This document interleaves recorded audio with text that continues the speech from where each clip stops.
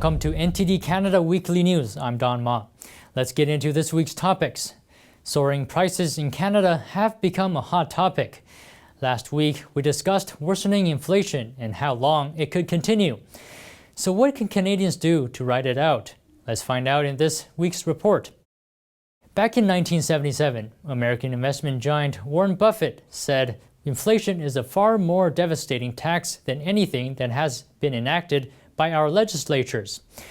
The inflation tax has a fantastic ability to simply consume capital. Investment experts say we can ride out the crisis by being strategic with our money and investing it appropriately. Daryl Ellens and Elaine Maureen, who live in Abbotsford, British Columbia, live smart, and a CBC report says that for the past 10 years, they've been using coupons. Daryl Ellens said, "We're probably saving $5,000 to $10,000 a year on our groceries." They also use free apps such as Flip to get flyers from nearby stores to compare prices. And Checkout 51 offers discounts on groceries and gasoline, plus the opportunity to submit photographs of receipts for cashbacks. Ellens said, "When you learn to save on dairy and meat, you learn to save on cell phone bills and any other type of bills." Better Cart Analytics, the grocery price comparison site we reported on in a previous episode, is also a money-saving tool. Murray Baker, a financial literacy expert with Family Services of Greater Vancouver, suggests that making a shopping list and sticking to it can help you save a great deal.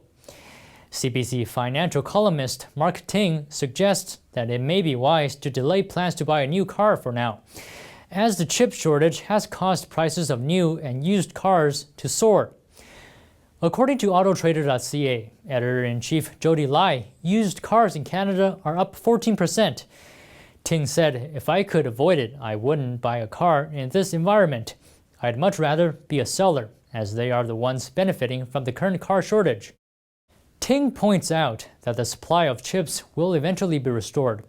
Once the tens of thousands of cars are fitted with chips and come off the assembly line and flood the market, buyers will regain the advantage, and the price of both used and new cars will drop. So in addition to saving where you can, what about investing? Warren Buffett has always emphasized that the best investment is to invest in yourself. Not only will this investment not be taxed, but inflation cannot take it away from you.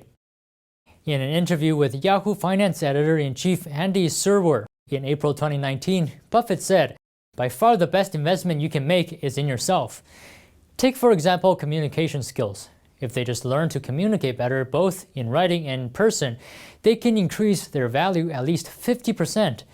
If you invest in yourself, nobody can take it away from you.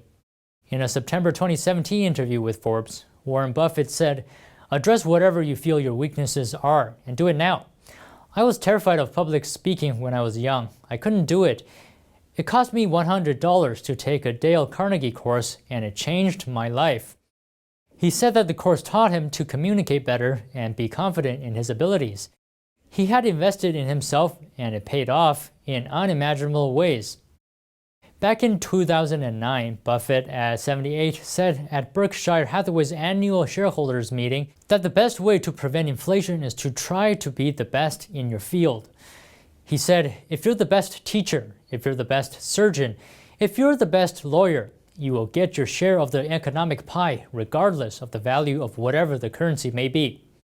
But is it enough to invest in ourselves, be smart with our spending, and then keep the savings in the bank? Mike Lowengardt, Managing Director of Investment Strategies at E-Trade, has this to say about cash. "If you sit in cash in the current inflationary environment, you're a net loser. Your purchasing power will decline, and that's not up for debate." So how do you keep your savings from depreciating in value? Let's see what the investment experts have to say. Some experts suggest buying Treasury inflation-protected securities, TIPS, a type of U.S. Treasury bond, as a hedge against inflation. Todd Rosenbluth, Senior Director at ETF and Mutual Fund Research at Center for Financial Research and Analysis, told the Wall Street Journal that TIPS can even replace traditional Treasury bonds. That's because the principal value of TIPS increases with inflation. The interest is calculated based on the increased principal value. For example, if you purchase a security with a face of $1,000 and inflation rises 2% over the next 6 months, the principal value of the bond will increase by $20. Since interest is calculated based on the increased principal amount of $1,020, the interest payment will increase accordingly. TIPS are considered a low-risk investment because they protect investors from inflation while making a profit and are backed by the U.S. government. TIPS are issued with 3 maturities of 5, 10, and 30 years, with interest paid every 6 months. TIPS can be purchased directly from the U.S. Treasury with a minimum investment of $100. A popular method of purchase is through mutual funds and exchange-traded funds, ETFs. However, investing in TIPS is not without risk. Ellis Pfeiffer, managing director of the Fixed Income Research Division of Raymond James, told the Wall Street Journal that TIPS typically don't perform as well as traditional U.S. Treasuries, especially in times of deflation. Although it's rare to go through a deflation, if it happens, as prices fall, the value of the principal will fall with it. Another common strategy to hedge against inflation is to own real assets, such as gold, silver, copper, and real estate, which can retain or even increase in value over time. John Malden, co-founder of Malden Economics, is a fan of gold, saying in his weekly newsletter of October 16th, "You don't need to be a history buff to figure out that gold has been a highly effective inflation and crisis hedge throughout the centuries." He believes that the value of gold will never go to zero, and a gold coin is value you can hold in your hand. Peter Schiff, a noted contrarian investor, also likes gold. He told the Epoch Times that central banks in various countries have always used gold as a part of their reserves, and that gold is always needed for jewelry and industrial purposes. However, gold has fallen about 7% this year. In contrast, the price of crude oil has doubled, and aluminum and copper have risen more than 60% and 40% respectively. Schiff explains this by saying, during this everything bubble that the central bank have inflated, nobody has wanted to buy gold because gold is the ultimate haven. He added that as prices in stocks and commodities keep rising, investors are willing to take on more risk. Jim Rogers, a well-known investor and co-founder of Quantum Fund, said, in addition to investing in real assets, one can also choose to invest in exchange-traded funds, ETFs, that are based on real assets. Rogers said in an interview with Bloomberg in May, investors can find safe haven assets in ETFs based on gold, silver, and other physical commodities. When inflation accelerates, these commodities typically rise and can provide investors with a degree of protection. In an interview with financial advisory firm Wealthion on September 18th, Rogers further explained why he likes silver. He says the all-time high for silver is $50 an ounce. Now it's $23. Why can't silver go back to its all-time high? It's the way the markets usually work. There's no bubble in commodities. Silver is widely used in industry. For example, silver is an important component of solar panels. Unlike the sluggish price of silver, the price of copper is soaring. But Rogers still likes copper because of electric cars. He says an electric car uses several times as much copper as a combustion engineering car, so there's going to be a huge demand for some of these metals that we didn't have before.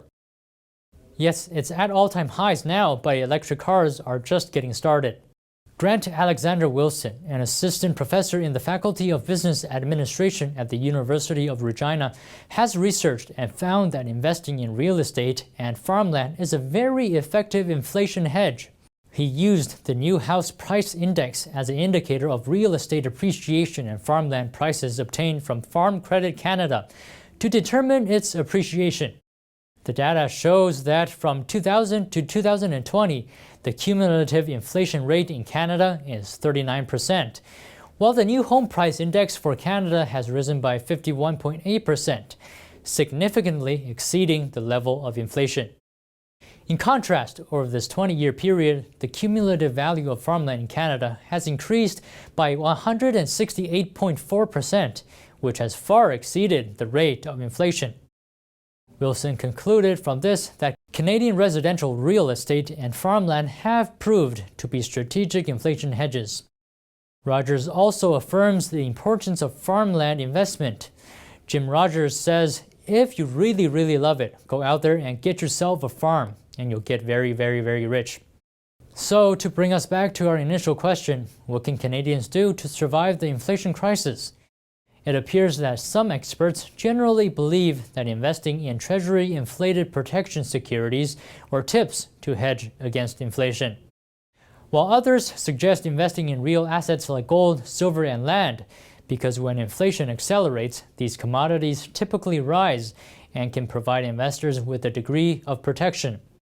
But whatever you decide, seek professional advice to make sure you are making the right investment decision to achieve your financial goals. We have uncovered for you some insights from investment experts. However, we would like to remind you that any investment involves risk, and timing your investments is an art. It's recommended to seek advice from experts you trust to evaluate your specific investment options. Best wishes for a successful investment journey. That's all for today's topic. Thank you for watching, and see you next time.